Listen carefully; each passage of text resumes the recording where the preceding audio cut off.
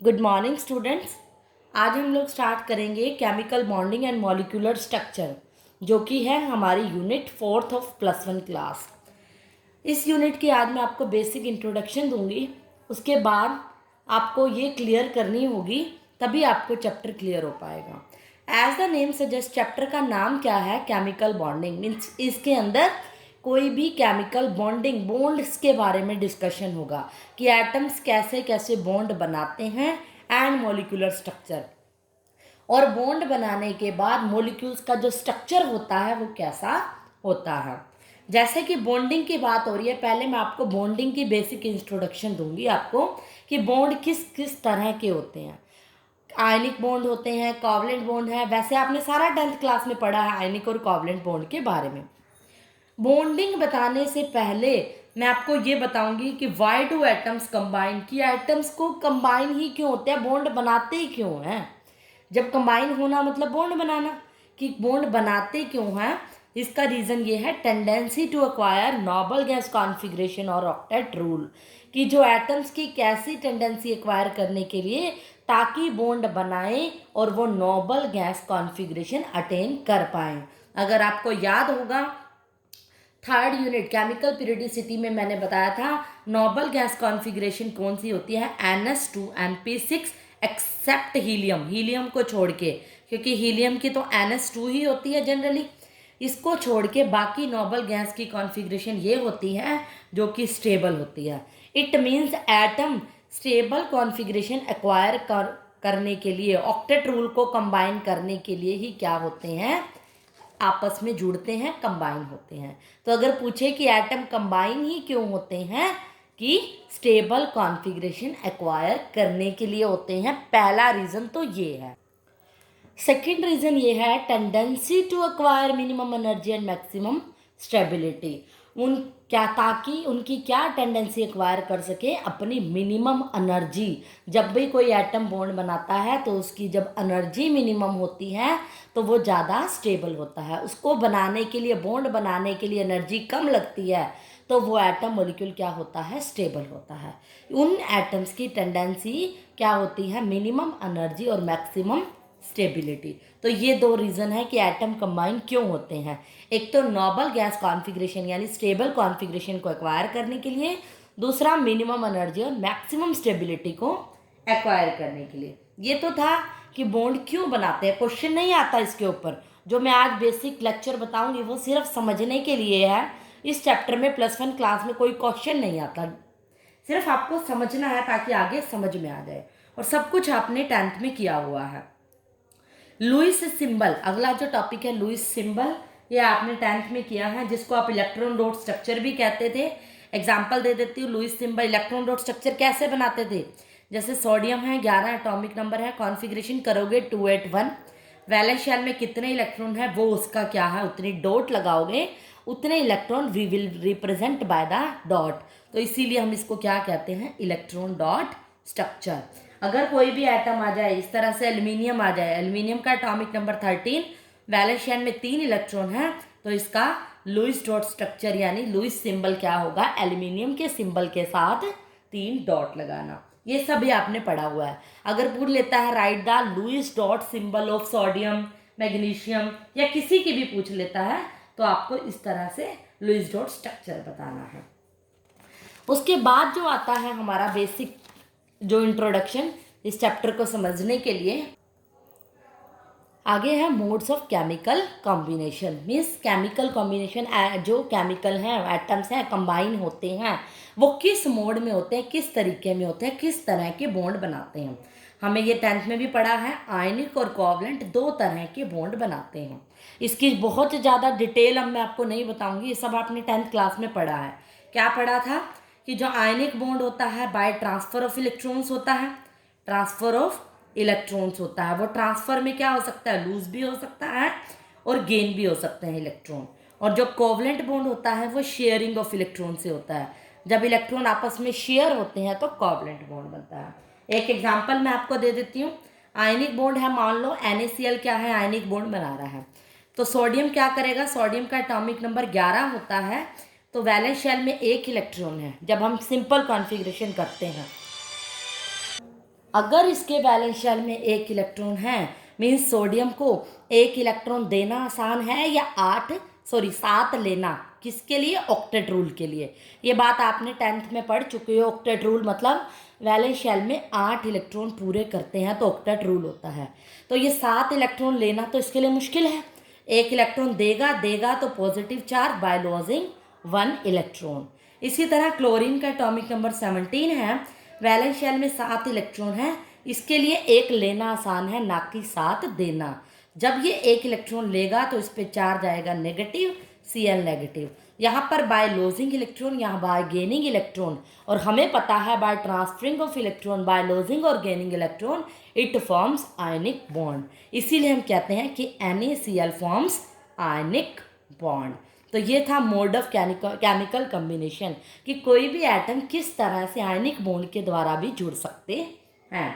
अब हम पढ़ेंगे, एक ओवरव्यू दे देती हूँ मैं कोवलेंट बॉन्ड के बारे में भी, ताकि इसका भी क्लियर हो जाए। कोवलेंट बॉन्ड मैंने बताया था शेयरिंग ऑफ इलेक्ट्रॉन से होता है।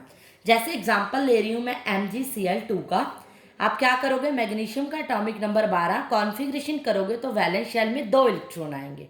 इसका लुईस स्ट्रक्चर अगर मैं बनाती हूँ तो Mg के 2 डॉट लगेंगी।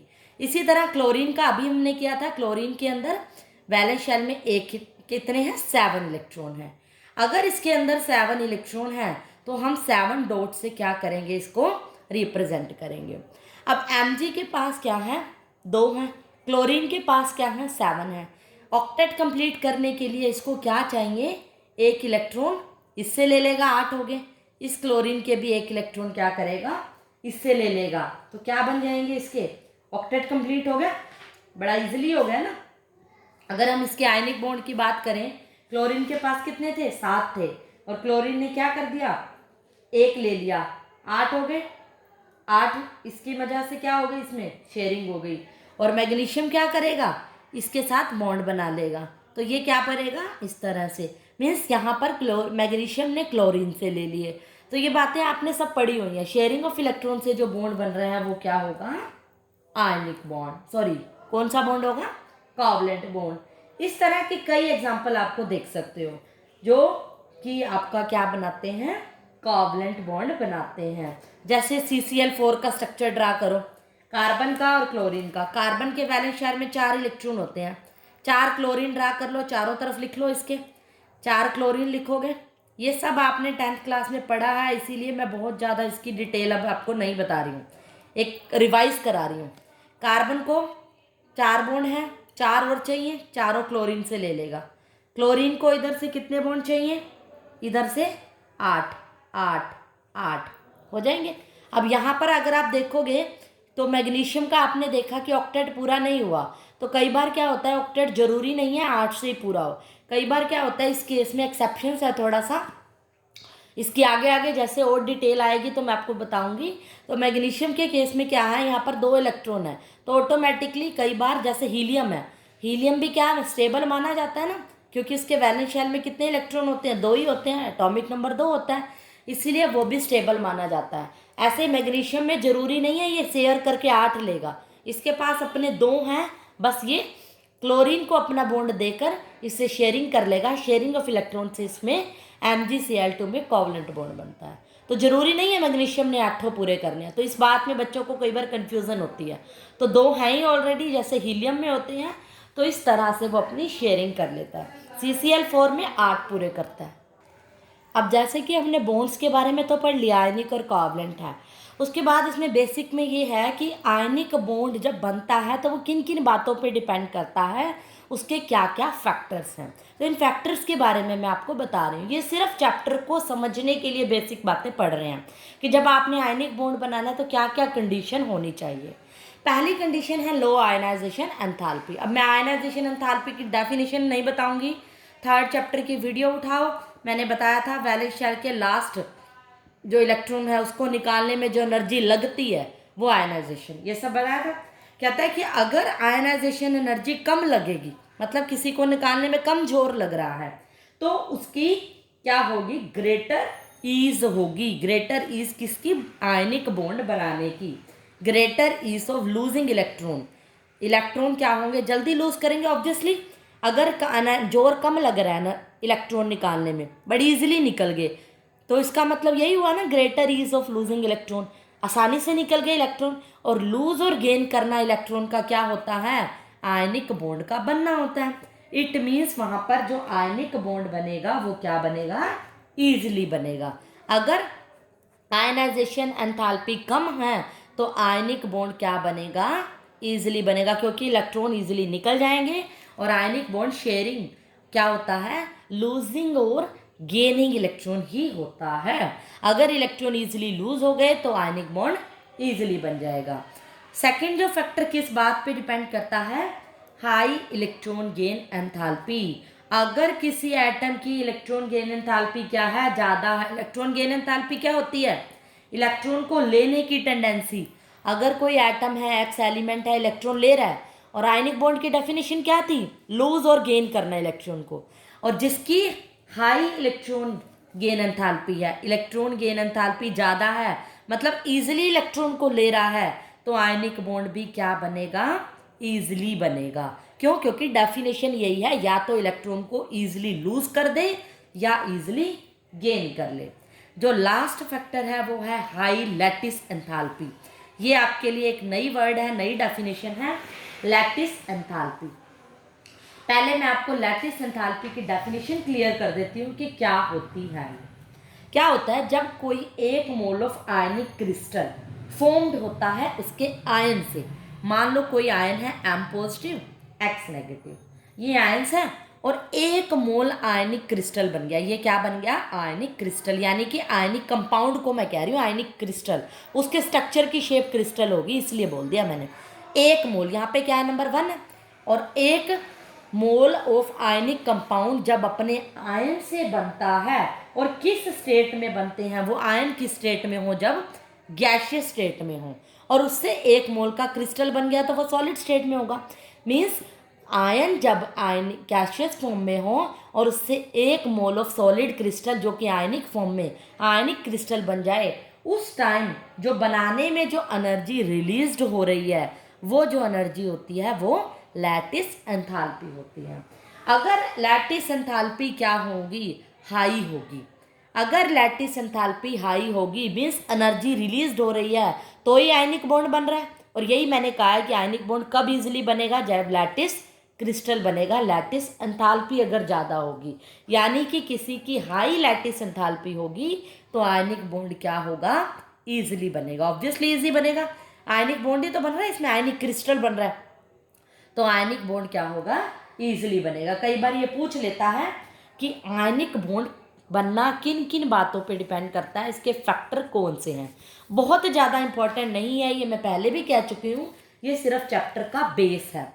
उसके बाद हमारे जो चैप्टर में है जनरल प्रॉपर्टीज़ कह लो या करैक्टरिस्टिक्स कह लो आयनिक कंपाउंड की, कि आयनिक कंपाउंड जो बनते हैं वो कैसे कैसे होते हैं। 10th क्लास में भी पढ़े थे, इसका भी शॉर्ट ओवरव्यू दूंगी मैं, कि इसकी फिजिकल स्टेट, पहली इसकी प्रॉपर्टी, मतलब वो दिखता कैसे है, आयनिक कंपाउंड कैसे होते हैं, generally in the crystalline solid. जैसे मैंने लैटिस एंथैल्पी में भी बताया था कि ये सॉलिड की फॉर्म में बनते हैं।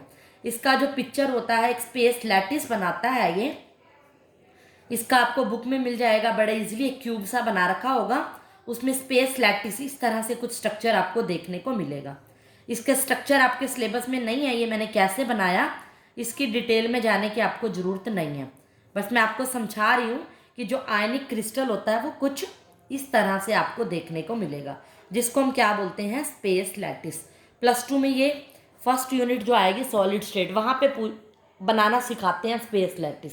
तो अब आपको ज़रूरत नहीं है, जैसे आपको ये पता होना चाहिए ये क्रिस्टलाइन सॉलिड का स्ट्रक्चर कुछ ऐसा होता है। इसमें ये क्यूब से मिलते हैं, 4 छोटे छोटे क्यूब होते हैं। अगर हम इसको इस स्ट्रक्चर को निकाल के देखें छोटे छोटे, तो 4 छोटे क्यूब से मिलकर ये स्ट्रक्चर बना हुआ होता है।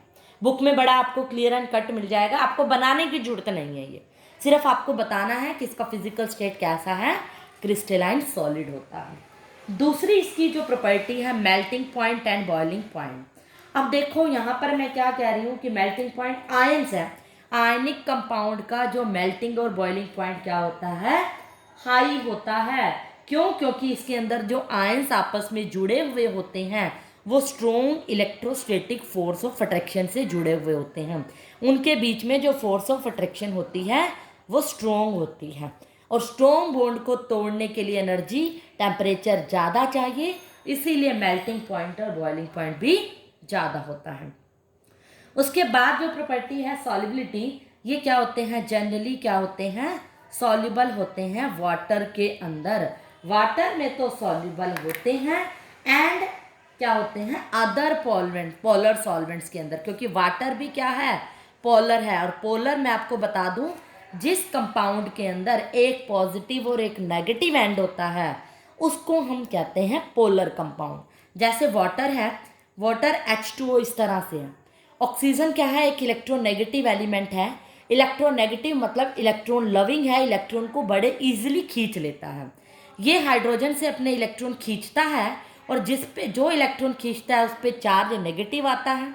यहाँ से भी इलेक्ट्रॉन खींच लेता है क्योंकि ये इलेक्ट्रोनेगेटिव एलिमेंट है, इसीलिए इस पे चार्ज नेगेटिव आता है। ये मैंने डेल्टा नेगेटिव लिखा है। डेल्टा का मतलब होता है पार्शियल नेगेटिव, मतलब पूरा नेगेटिव, पूरे इलेक्ट्रॉन नहीं ले लेता हाइड्रोजन के, यहाँ से कुछ कुछ इलेक्ट्रॉन लेता है, और कुछ के लिए यहाँ पे केमिस्ट्री में जो वर्ड यूज़ किया जाता है वो डेल्टा, ऐसे एस टेढ़ा सा बना दिया जाता है जिसको हम डेल्टा बोलते हैं, डेल्टा नेगेटिव। वाटर पे भी डेल्टा पॉजिटिव क्योंकि इलेक्ट्रॉन दे रहा है, और जिस कंपाउंड के अंदर एक एटम पे पॉजिटिव और एक नेगेटिव चार्ज हो उनको हम कहते हैं पोलर कंपाउंड्स। तो सॉल्युबिलिटी क्या है, ये जनरली वाटर में और अदर पोलर सॉल्वेंट में क्या होता है, सॉल्युबल होता है। ये क्यों होता है सॉल्युबल, क्योंकि लार्जर इलेक्ट्रोस्टैटिक इंटरेक्शन होती है इन पोलर सॉल्वेंट और आयंस के बीच में। ऊपर बताया था ना स्ट्रॉन्ग फोर्स ऑफ अट्रैक्शन है। तो सॉल्युबिलिटी की बात करें तो वाटर में और पोलर कंपाउंड्स में क्या है, सॉल्युबल है। नेक्स्ट जो प्रॉपर्टी है वो है इलेक्ट्रिकल कंडक्टिविटी। ऑब्वियसली जब आयनिक कंपाउंड्स हैं तो गुड कंडक्टर तो होंगे ही। गुड कंडक्टर का मतलब क्या होता है, जो इजीली इलेक्ट्रिसिटी पास करे। और इलेक्ट्रिसिटी किस में पास होती है, जिसके अंदर आयंस होते हैं। फ्री आयंस जब चलते हैं, आयंस के चलने से इलेक्ट्रिसिटी, 10th क्लास में फिजिक्स में फर्स्ट चैप्टर में पढ़ा था आपने, चार्ज के चलने से इलेक्ट्रिसिटी प्रोड्यूस्ड होती है, इलेक्ट्रॉन के चलने से इलेक्ट्रिसिटी आती है। फ्री आयंस जब चलते हैं, और आयनिक कंपाउंड में तो वैसे ही आयंस हैं, तो ये क्या होंगे, good conductor of electricity. Ionic reactions, next property है इसकी आयनिक रिएक्शंस। अगर ये आयनिक कंपाउंड है तो ये स्प्लिट होंगे अपोजिट आयंस के अंदर। अगर मैं इसको तोड़ूंगी तो वो अपोजिट आयन में स्प्लिट होंगे, और जो आयन में स्प्लिट होते हैं वो ही क्या रिएक्शंस होती हैं, आयनिक रिएक्शन। जो केमिकल रिएक्शन आयनिक कंपाउंड जिसके अंदर आयंस होते हैं उसको ही हम क्या कहते हैं, आयनिक रिएक्शंस।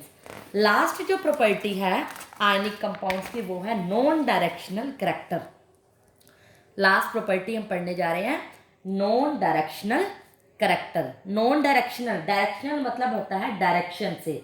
जो आयनिक कंपाउंड है वो नॉन डायरेक्शनल होते हैं, मीन्स इसमें जो हर कंपाउंड होता है, जैसे NaCl है, उसमें Na क्या होता है, बहुत सारे Cl नेगेटिव से जुड़ा हुआ होता है, यानी अपोजिट चार्ज से यूनिफॉर्मली डिस्ट्रीब्यूटेड होते हैं इसके चारों तरफ आयंस। कोई भी डायरेक्शन नहीं होती फिक्स कि लेफ्ट डायरेक्शन में होगा, राइट डायरेक्शन में होगा। आयंस क्या होते हैं, चारों तरफ से आपस में अपोजिट आयन से जुड़े हुए होते हैं, इसीलिए कहते हैं कि these are non directional characteristics. इनकी कोई डायरेक्शन नहीं होती, फिक्स डायरेक्शन नहीं होती। तो ये सब था आयनिक और कोवलेंट बॉन्ड के बारे में बेसिक इंट्रोडक्शन। नेक्स्ट में अभी बेसिक बातें और भी हमने पढ़नी है, जिस तरह से आपको फॉर्मल चार्ज के बारे में भी बताऊंगी, लेकिन उसके लिए आपके लिए एक सेल्फ होमवर्क है, general characteristics of covalent compound. अब मैंने आपको आयनिक कंपाउंड बना दिया, कोवलेंट कंपाउंड बता दिया, आयनिक की कैरेक्टरिस्टिक्स बता दी हैं। आपने क्या करनी है, कोवलेंट की कैरेक्टरिस्टिक्स बिल्कुल इसके अपोजिट होंगी, वो आपने सेल्फ करनी है, क्योंकि उसमें कुछ भी समझाने वाला नहीं है, बेसिक बातें हैं। कोवलेंट कंपाउंड के बारे में आप पढ़ चुके हो, उनकी प्रॉपर्टी, उनकी डेफिनेशन ही होती हैं, जो कि आयनिक के बिल्कुल अपोजिट है। ये मैं वीडियो में आपको नहीं करवाऊंगी, ये आपने सेल्फ करनी है क्योंकि थ्योरी पार्ट है। अगला जो बेसिक है फॉर्मल चार्ज, वो मैं आपको करवाऊंगी। फॉर्मल चार्ज को आप नेक्स्ट वीडियो में करोगे। फिर हम कंटिन्यू करेंगे। बेसिक को पहले अच्छे से माइंड में सेट करो ताकि अगली वीडियो आपको समझ में आए। आज के लिए इतना ही। Thank you.